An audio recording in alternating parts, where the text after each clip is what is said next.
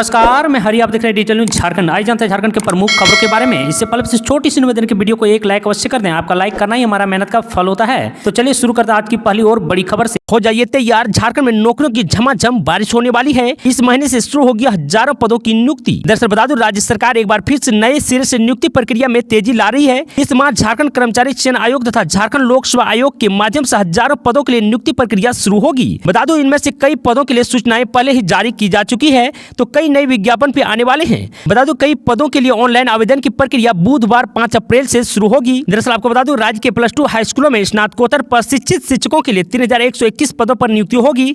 इनमें से 2855 नियमित तथा 266 बैकलॉग पद शामिल है। इनमें से 75% पदों पर सीधी नियुक्ति होगी, जबकि 25% पद उन माध्यमिक शिक्षकों के लिए आरक्षित रहेंगे जो न्यूनतम 3 साल से सेवा दे चुके हैं। बता दूं, इन पदों पर नियुक्ति को लेकर आयोजित होने वाली स्नातकोत्तर प्रशिक्षित शिक्षक प्रतियोगिता परीक्षा 2023 में शामिल होने के लिए 5 अप्रैल से ऑनलाइन आवेदन भरे जाएंगे। बता दूं, इसकी अंतिम तिथि 4 मई निर्धारित की गई है। 6 मई तक परीक्षा शुल्क भुगतान होगा। वहीं ऑनलाइन आवेदन भरने वाले अभ्यर्थी 10 से 12 मई तक अपने आवेदन में किसी भी प्रकार का संशोधन कर सकेंगे। संथाल में बीजेपी को झटका, जेएमएम में शामिल होने के पहले हेमलाल मुर्मू का दावा, 2024 में सीएम हेमंत सोरेन की होगी वापसी। दरअसल बता दूं, झारखंड बीजेपी के प्रदेश उपाध्यक्ष हेमलाल मुर्मू ने पार्टी छोड़ने का फैसला लिया है। हेमलाल मुर्मू ने सोमवार को रांची में पत्रकारों से बातचीत में कहा कि 11 अप्रैल को औपचारिक रूप से झारखंड मुक्ति मोर्चा जेएमएम में शामिल हो जाएंगे। करीब 9 वर्ष बाद हेमलाल मुर्मू की जेएमएम में घर वापसी होगी। हेमलाल मुर्मू ने 2024 में जेएमएम छोड़कर बीजेपी की सदस्यता ग्रहण की थी। बता दूं, हेमलाल मुर्मू ने कहा कि जेएमएम में उन्होंने करीब 35 से 40 वर्ष तक काम किया है, संगठन को मजबूत किया। हेमलाल मुर्मू ने कहा कि बीजेपी में जाने के बाद उन्होंने करीब 8 वर्ष में महसूस किया कि संथाल परगना प्रमंडल के लोगों का जेएमएम से भावनात्मक लगाव और जुड़ाव है। दरअसल बता दूं कि हेमलाल मुर्मू ने कहा कि उन्हें लगता है कि झारखंड में बीजेपी का ग्राफ गिरा है। साल 2024 के लोकसभा चुनाव में बीजेपी की सीटों की संख्या कम होगी। उन्होंने यह दावा भी किया है कि विधानसभा चुनाव के बाद एक बार फिर से हेमंत सोरेन सरकार सत्ता में वापस होगी। कोल्हान में छात्रों का आंदोलन। दरअसल बता दूं कि नियोजन नीति के खिलाफ चल रहे छात्रों का आंदोलन धीरे धीरे विस्तार कर रहा है। इसी कड़ी में झारखंड स्टेट स्टूडेंट यूनियन की कोल्हान इकाई के द्वारा एसडीओ ऑफिस से उपायुक्त ऑफिस तक आक्रोश महारैली निकाली। छात्रों ने 60-40 हकमार नियोजन नीति के खिलाफ आंदोलन किया है। मौके पर क्रांतिकारी देवेंद्र नाथ महतो शामिल होकर छात्रों का हौसला बढ़ाया। बता दूं, छात्रों का यह आक्रोश महारैली एसडीओ ऑफिस से सिविल कोर्ट होते हुए जिला मुख्यालय सरायकेला में जाकर सभा करने के बाद उपायुक्त के माध्यम से मुख्यमंत्री के नाम से एक ज्ञापन सौंपा गया। वहीं 60-40 नियोजन नीति का विरोध कानून के दायरे में रहकर 90-10 के आधारित नियोजन नीति लागू करने के साथ साथ 6 सूत्री मांग पत्र सौंपा है। झारखंड के 3 कांग्रेसी विधायक का निलंबन वापस होगा। दिल्ली में केसी वेणुगोपाल से हुई मुलाकात। दरअसल बता दूं, झारखंड से कांग्रेस के निलंबित विधायक इरफान अंसारी, राजेश कच्छप, नमन विकसल कोंगाड़ी दिल्ली पहुंचे, जहां उन्हें कांग्रेस के राष्ट्रीय संगठन महासचिव केसी वेणुगोपाल से मुलाकात की। मुलाकात के बाद तीनों विधायक काफी उत्साहित दिखे। बता दूं, इसके बाद विधायकों ने कांग्रेस के राज्यसभा सांसद धीरज साहू से भी उनके आवास पर मुलाकात की। निलंबित विधायकों की कोशिश है कि किसी तरह उसका निलंबन खत्म हो जाए। दरअसल बता दूं कि पार्टी के वरिष्ठ नेताओं से मुलाकात के बाद इन तीनों विधायकों ने न्यूज 18 से बात करते हुए कहा कि पार्टी हित में काम करने के लिए बोला गया है। बता दूं कि केसी वेणुगोपाल ने साफ किया है कि जल्द ही उनका निलंबन वापस ले लिया जाएगा। इन विधायकों का कहना है कि हमारे ऊपर लगाए गए सारे आरोप गलत साबित हुए हैं, ऐसे में निलंबन का कोई औचित्य नहीं है। इरफान अंसारी, नमन विकसल कोंगाड़ी और राजेश कच्छप तीनों राहुल गांधी प्रकरण को लेकर बीजेपी पर निशाना साध रहे हैं। दरअसल बता दूं, कांग्रेस के राज्यसभा सांसद धीरज साहू ने न्यूज 18 से बात करते हुए इस बात का संकेत दिया है कि विधायकों को जल्द ही निलंबन वापस होगा। हालांकि इस पूरे मामले में धीरज साहू ने इस पार्टी का आलाकमान के सामने इन तीनों निलंबित विधायकों की पैरवी की है। गौरतलब है कि विधायकों के साथ बड़ी मात्रा में कैश बरामद हुआ था और इनके ऊपर आरोप लगा था कि झारखंड की हेमंत सोरेन सरकार को अस्थिर करने का यह कोशिश कर रहे हैं और यह सब बीजेपी के इशारे पर हो रहा है। लेकिन इस मामले में अब हाईकोर्ट की राहत के बाद इनके निलंबन खत्म करने की कवायद परवान चल रही है। बहुत ही जल्द तीनों विधायकों का निलंबन वापस लिया जाएगा। नक्सलवादियों पर बड़ा प्रहार। झारखंड के चतरा में मार गिराई 5 खूंखार, 5 से 25 लाख तक का था इनाम। दरअसल बता दूं कि झारखंड के चतरा में सुरक्षा बलों ने नक्सलवादियों पर बड़ा प्रहार किया है। झारखंड पुलिस और सीआरपीएफ के जवानों ने एक भीषण मुठभेड़ में 5 नक्सलियों को मार गिराए हैं। चतरा के लावालोंग में सोमवार सुबह हुए मुठभेड़ में मारे गए सभी नक्सली इनामी थे।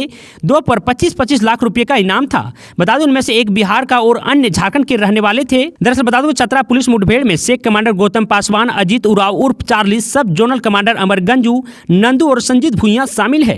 बता दूं कि सेक कमांडर पर 25 लाख और सब जोनल कमांडर पर 5-5 लाख रुपए का इनाम है। तो वहीं आपको बता दूं कि 2 AK-47, 1 इंसास और 2 रेगुलर राइफल मिले हैं। चतरा में अब भी सर्च अभियान जारी है। संजय तिवारी ने किया सरेंडर, गिरफ्तारी से बचने के लिए फर्जी कोविड रिपोर्ट का लिया था सहारा, 25 मार्च से था फरार। संजय तिवारी ने किया सरेंडर, गिरफ्तारी से बचने के लिए फर्जी कोविड रिपोर्ट का लिया था सहारा। दरअसल बता दूं कि राज्य सरकार के मिड डे मील के खाते से 101 करोड़ रुपए का घोटाला करने के मुख्य आरोपी संजय तिवारी ने ईडी के विशेष अदालत में सोमवार को आत्मसमर्पण कर दिया है। वह 25 मार्च से फरार चल रहा था। इसी बीच उसके फर्जी कोविड रिपोर्ट का मामला सामने आया है। बता दूं जिसमें रिम्स के माइक्रोबायोलॉजी विभाग के एक कर्मी और संजय तिवारी के स्टाफ को गिरफ्तार किया गया है। आपको बता दूं रिम्स के स्वास्थ्य कर्मियों की साठगांठ पर मोटी रकम की लालच में फर्जी कोविड रिपोर्ट मिनटों में बना दी जा रही है। इस तरह की फर्जी रिपोर्ट पकड़े जाने पर रिम्स प्रबंधन ने बरियातू थाने में एफआईआर दर्ज कराई थी। बता दूं जिसके बाद रिम्स के माइक्रोबायोलॉजी विभाग के एक कर्मी पीर रंजन रवि को गिरफ्तार कर पूछताछ की जा रही है। आपको बता दूं यह मामला शनिवार को सामने आया जब 101 करोड़ के मिड डे मील घोटाले के मुख्य आरोपी संजय तिवारी ने रिम्स से फर्जी तरीके से कोविड रिपोर्ट 25 मार्च को बनवाया था। साहिबगंज में हिंसा के बाद इंटरनेट सेवा ठप, डीसी ने की शांति की अपील। दरअसल बता दूं झारखंड के साहिबगंज में असामाजिक तत्वों द्वारा बजरंगबली की प्रतिमा खंडित करने के बाद भड़की हिंसा को शांत करने के लिए इंटरनेट सेवा बंद कर दिया गया है। आपको बता दूं आरोपी को पकड़ने की मांग के साथ विश्व हिंदू परिषद के कार्यकर्ताओं ने 3 घंटे तक NH80 को रखा जाम। वहीं लाठीचार्ज के बाद उन्हें हटाया गया है। बता दूं वहीं शहर में जमकर पथराव भी किया गया। एक धार्मिक स्थल को भी आग के हवाले कर दिया गया। बता दूं उनमें मौजूदा 2 लोगों के साथ मारपीट की गई है। हालांकि तनावपूर्ण बनी हुई स्थिति अब नियंत्रण में है। जिला प्रशासन की तरफ से भारी संख्या में सुरक्षा बलों को तैनात कर दिया गया है। दुमका के सरायहाट में एसिड अटैक, एक ही परिवार के 4 लोग झुलसे तो वहीं मारपीट भी की गई है। दरअसल बता दूं दुमका जिला के सरायहाट थाना क्षेत्र के अंतर्गत कोरदाहा गांव में झोपड़ी का छप्पर छाड़ने के विवाद में एक ही परिवार के 4 लोगों को पड़ोसी ने एसिड अटैक कर घायल कर दिया है। एसिड अटैक से कोरदाहा गाँव के निरंजन यादव, उनकी पत्नी शांति देवी, पुत्र सुजीत कुमार एवं पुत्री खुशबू कुमारी गंभीर रूप से झुलस गए हैं। बता दूं सभी घायलों का इलाज भागलपुर मेडिकल कॉलेज अस्पताल में चल रहा है। वहीं बताया गया है कि कोरदाहा गाँव में झोपड़ी छाड़ने के विवाद में मुन्ना शाह, खुशबू देवी, गुली शाह, देवंती देवी एवं भानु शाह ने तेजाब फेंककर लोहे की रॉड से मार पीट कर माता पिता समेत 4 लोगों को घायल कर दिया है। बता दें इस हादसे में निरंजन यादव की 14 वर्षीय पुत्री तेजाब से गंभीर रूप से घायल हो गई है। उसके चेहरे का अधिकांश हिस्सा झुलस गया है। बता दूं घायलों का प्राथमिक उपचार सरायहाट CHC में किया गया है, लेकिन तेजाब से जलने के कारण बेहतर इलाज के लिए सभी घायलों को बाहर रेफर कर दिया है। तेजाब के छींटे आंख में पड़ जाने के कारण सभी घायलों का इलाज भागलपुर मेडिकल कॉलेज अस्पताल में चल रहा है।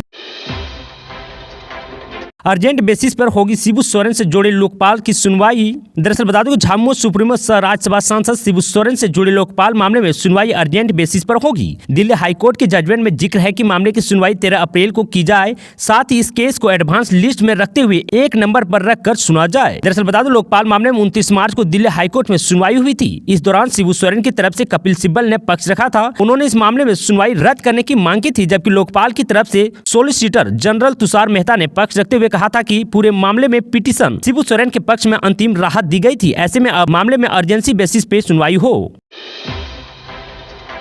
पड़ोसियों ने दंपति को काटा, जंगल में जलाए शव, 2.5 महीने बाद खुला खौफनाक राज। दरअसल बता दूं कि चोका के नक्सल प्रभावित मुटुद्दा में आपसी विवाद में 6 पड़ोसियों ने मिलकर दंपति की दावली से काटकर हत्या कर दी और शव को घर से 1 किलोमीटर दूर जंगल में फेंक दिया।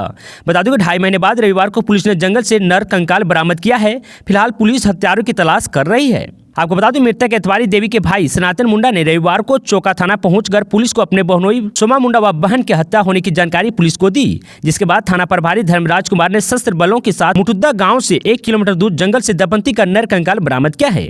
बता दूं कि मृतक के भाई सनातन मुंडा ने पुलिस को बताया है कि उसके जीजा व बहन की हत्या आपसी विवाद में उसके 6 पड़ोसियों ने मिलकर की है। आपको बता दें पड़ोसियों ने घटना के बारे में पुलिस को जानकारी नहीं देने की धमकी दी थी, जिस कारण से उसने घटना की जानकारी इतने दिनों तक पुलिस को नहीं दी थी।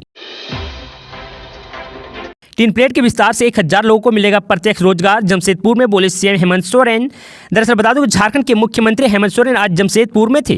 उन्होंने tin plate company of India limited TCIL परिसर में CRM 3 यूनिट का शिलान्यास किया। यहां सीएम ने कहा कि टाटा स्टील इस प्रोजेक्ट में 2000 करोड़ से अधिक का निवेश करने जा रही है। इससे प्रत्यक्ष रूप से 1000 लोगों को रोजगार मिलेगा, वहीं अप्रत्यक्ष रूप से 5 से 7000 लोगों को रोजगार मिलेगा। आपको बता दूं जमशेदपुर में आयोजित इस विशेष कार्यक्रम में मुख्यमंत्री ने कहा कि उनकी सरकार राज्य में औद्योगिक के विकास में भरपूर मदद करेगी ताकि यहां के लोगों को रोजगार मिल सके, झारखंड तरक्की की राह पर आगे बढ़ सके।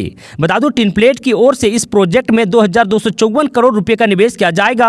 टाटा स्टील के CMD टीवी नरेंद्र ने कहा कि जिंजर होटल तो झारखंड में है ही, ताज होटल भी यहां खुलेगा।